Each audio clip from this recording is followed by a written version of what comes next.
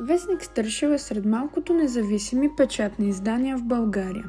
Не се издържа от солидна реклама, а от продажби. Авторите са и собственици на изданието.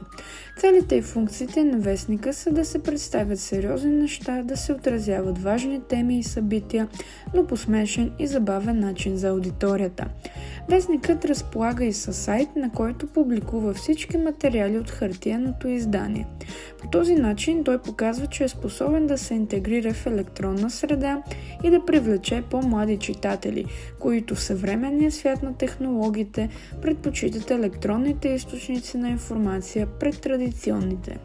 На сайта на вестник Стършел можем да намерим и съответните рубрики от хартиеното издание, а именно каква стана тя, заядлив коментар, разкази за всеки ден, класика в жанра, вицове на къси редове. Интересно е, че шрифтът, използван в сайта на вестника, е същият като този на хартиеното издание.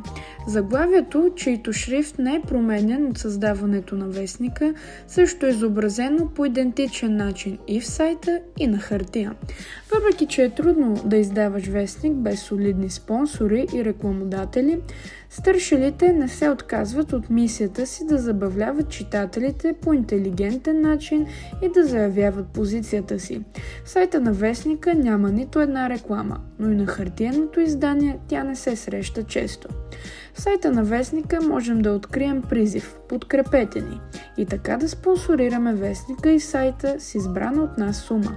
Също така сайтът разполага и с раздел "Дигитален архив", където можем да намерим всички предишни броеве на вестника в електронен вариант. Интересен е и фактът, че сайтът разполага и с онлайн магазин, от който можем да си поръчаме различни артикули, като чаши, чанти, тениски и свичери, които са тъй наречените подаръци Стършел за най-верните почитатели. Или просто ако някой се изкефи на яките дизайни.